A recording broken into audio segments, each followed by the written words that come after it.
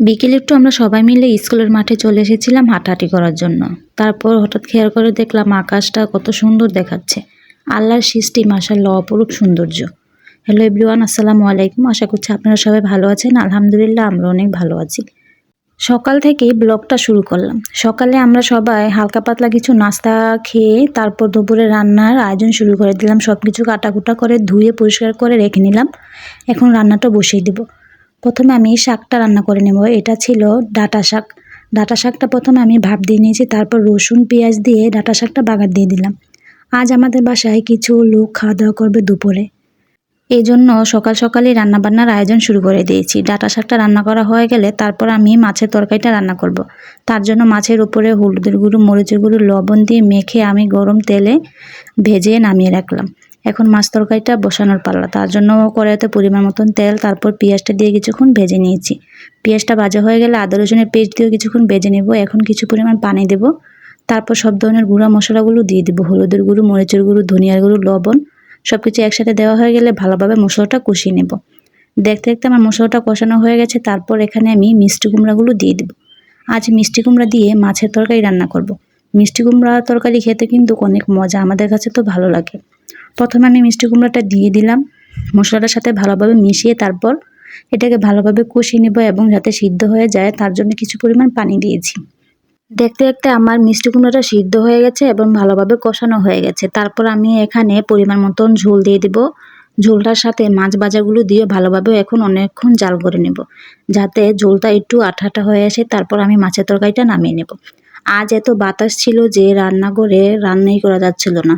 তারপরও আমি অনেক কষ্ট করে রান্নাটি শেষ করে নিলাম। মাছ তরকারিটা রান্না করা হয়ে গেছে। তারপর শেষে আমি কিছু পরিমাণ জিরার গুঁড়ো দিয়ে মাছের তরকারিটা নামিয়ে নেব। মাছের তরকারিটা কিন্তু দেখতে সুন্দর দেখাচ্ছে, খেতেও কিন্তু ভালোই হয়েছিল। ফ্রিজে মুরগির মাংস ছিল, সেটাও নামিয়ে রেখেছিলাম। এখন আমি হলুদ মরিচ লবণ দিয়ে মেখে গরম তেলে মাংসগুলো ভেজে এক সাইড করে নামিয়ে রাখবো।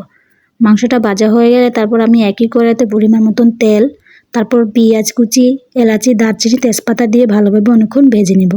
পেঁয়াজটা ভাজা হয়ে গেলে আদা রসুনের পেস্ট দিয়ে অনেকক্ষণ ভেজে নিতে হবে, যাতে আদা রসুনের কোনো গন্ধ না থাকে। সব কিছু একসাথে ভাজা হয়ে গেলে তারপর আমি কিছু পরিমাণ পানি দেব। এখন এক একে করে সবগুলো গুঁড়া মশলাগুলো দিয়ে দেব।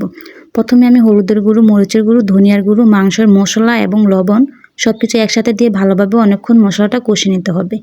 যতক্ষণ মশলাটা কষানো হবে মাংস তরকারিটা খেতেও কিন্তু অনেক মজা হবে। দেখুন দেখতে দেখতে আমার মাংস তরকারির মশলাটা ভালোভাবে কষানো হয়ে গেছে।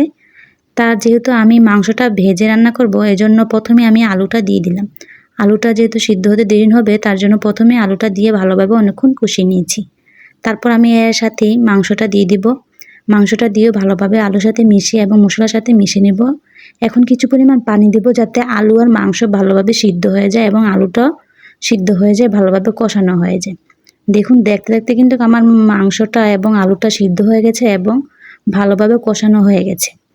কষানো হয়ে গেলে তারপর আমি এখানে পরিমাণ মতন করে ঝোল দিয়ে দিব।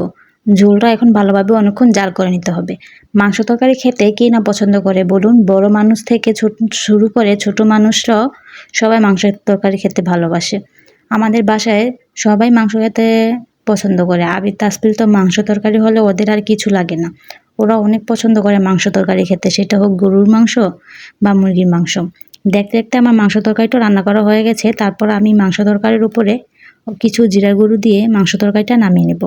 মাংস তরকারিটার কালারটা দেখতে কত সুন্দর দেখাচ্ছে, খেতেও কিন্তু অনেক মজা হয়েছিল। এই ছিল আজ আমাদের দুপুরে রান্নাবান্নার আয়োজন। তারপর দুপুরে আমাদের রান্নাবান্না শেষ হয়ে গেলে আমরা সবাই গোসল করে নামাজ পড়ে দুপুরের খাবারটা খেতে বসে পড়েছি। আমাদের বাসায় যারা খাওয়ানোর কথা ছিল তাদেরকেও প্রথমে খাওয়া দাওয়া শেষ করে দিয়েছিলাম। তারপর আমরাও খেয়ে নিয়েছিলাম। এখন বিকালের দিক দিয়ে আমরা সবাই একটু স্কুলের মাঠে চলে এসেছি একটু হাঁটাহাঁটি করার জন্য। এসে দেখি আকাশটা দেখতেও কত সুন্দর দেখাচ্ছে। এত সুন্দর দেখাচ্ছিল আকাশটা, আল্লাহর সৃষ্টি মাশাআল্লাহ কত সুন্দর। আকাশটা এরকম দেখে তো আমার কাছে অনেক ভালো লাগলো। এই ছিল আজ আমাদের সারাদিনের একটা ফুল ভিডিও।